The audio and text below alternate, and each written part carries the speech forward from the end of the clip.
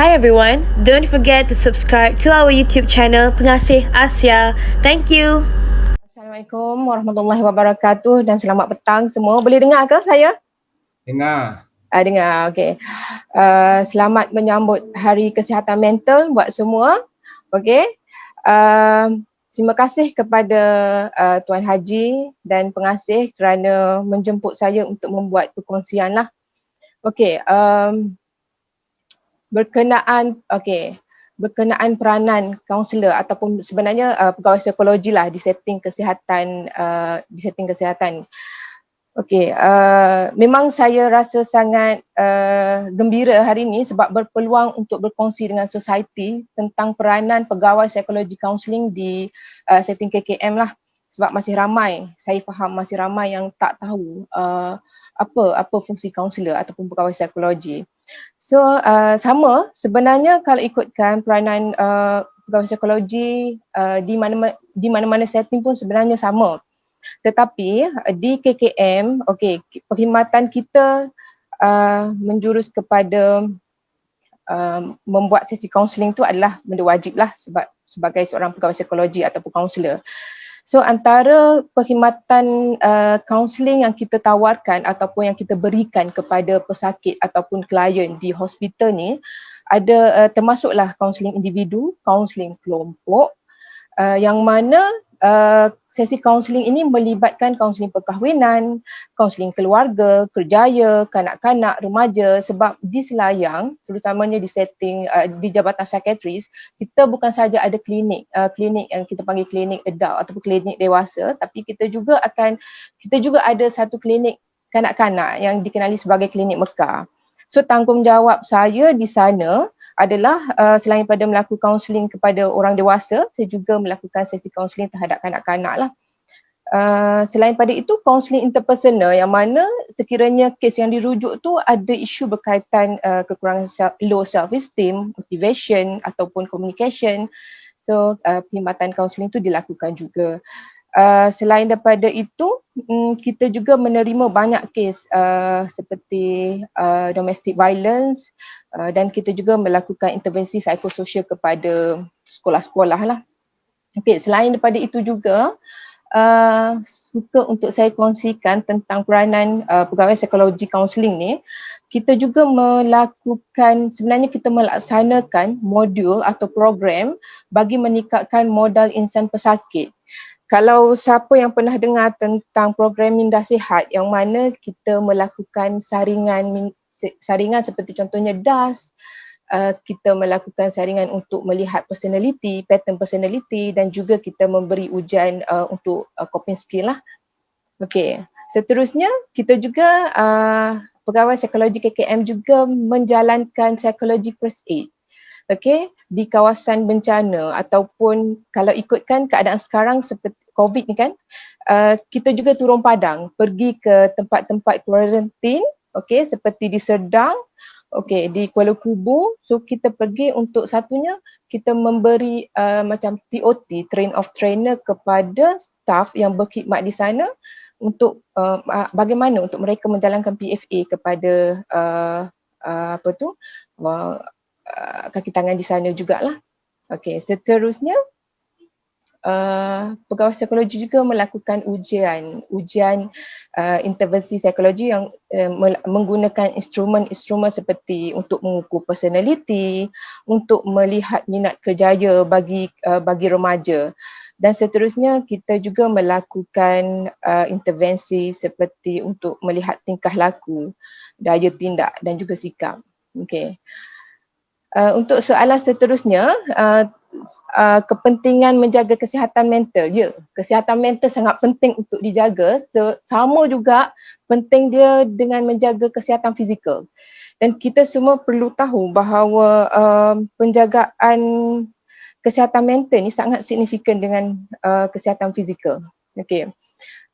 Saya nak tekankan kat sini bahawanya seorang yang normal tidak mungkin mempunyai kesihatan mental yang stabil setiap masa. Okey, kita tak mungkin akan happy je setiap masa sebab kita ni adalah makhluk ciptaan Allah yang dikurniakan emosi yang pelbagai emosi lah. Kita ada perasaan marah, kita ada emosi marah, kita ada emosi gembira, takut, kecewa. So kita berhak untuk rasa emosi tu, tapi tak semestinya bila kita dalam keadaan ada perasaan marah itu bermakna kita sakit mental tu. Salah. So kita kena faham dululah apa itu kesihatan mental. Okey. Seterusnya adalah kepentingan untuk kita menjaga kesihatan mental ni sebab dia adalah satu asas kepada kesejahteraan individu. Bila kita menyebut tentang kesihatan mental, kita kena faham ia bukan tentang sakit mental, tetapi macam mana kita nak menguruskan emosi kita dan bagaimana kita nak berdaya tindak dan bagaimana juga kita boleh berkomunikasi dengan baik serta membantu orang lain untuk mendapat benefit. So itu yang perlu kita faham lah. Okay, selain daripada itu juga kenapa kita penting untuk menjaga kesihatan mental ni sebab kita ada keupayaan untuk memotivasikan diri sendiri. Motivasi itu sangat penting dalam kehidupan sehari-hari. Sebab pada saya tanpa wujudnya motivasi, so macam mana kita nak bekerja dalam suasana yang gembira, yang bersemangat, kan? Jadi mental yang sihat juga berupaya membuat keputusan. Kita dengan adanya motivasi yang baik ni, kesihatan mental yang baik, so dia boleh mempengaruhi keputusan kita, maksudnya cara kita untuk membuat keputusan dan menyelesaikan masalah. Okey, saya teruskan dengan soalan yang seterusnya ya. Tadi berkaitan dengan langkah pencegahan penyalahgunaan ubat. Okey, saya ingin kongsikan pengalaman saya sepanjang 6 tahun berkhidmat di Hospital Selayang. Banyak kes juga yang dirujuk kepada saya berkaitan dengan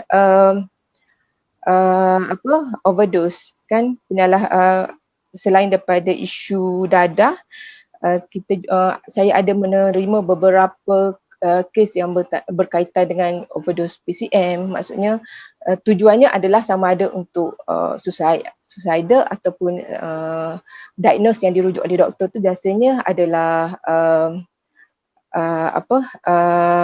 self harm. Jadi berdasarkan kes yang dirujuk tu sebenarnya peranan kaunselor di sini adalah bila sebab tugas seorang kaunselor atau pegawai psikologi ni sebenarnya kita berperanan untuk memberi psycho-education. Kita berperanan untuk memberi maklumat ataupun kepada patient atau klien kita supaya dia ada maklumat tu diterima dengan baik, terutamanya dalam kes penyalahgunaan ubat atau dadah ni. Sebab kita kena explain kepada patient yang mana selain daripada bahaya, kesan setiap dadah tu terhadap psychological pesakit kita. Okey, selain daripada itu juga yang paling penting lah saya rasa sebab kesihatan mental ni kan ada banyak kes yang dirujuk pesakit tu terlibat dalam penyalahgunaan dadah. Okay. Jadi tugas sebagai seorang kaunselor adalah saya kena membina kemahiran daya tindak yang tinggi. Okey, sebab setiap orang ada masalah. Kita tak boleh lari daripada masalah. Kita tak boleh nak ubah masalah yang ada di sekeliling kita. Tetapi apa yang penting adalah pada saya kita kena develop coping skill yang tinggi dalam kalangan pesakit kita supaya dia tahu cara bagaimana nak bertindak sekiranya berada dalam situasi konflik, berada dalam situasi yang bermasalah.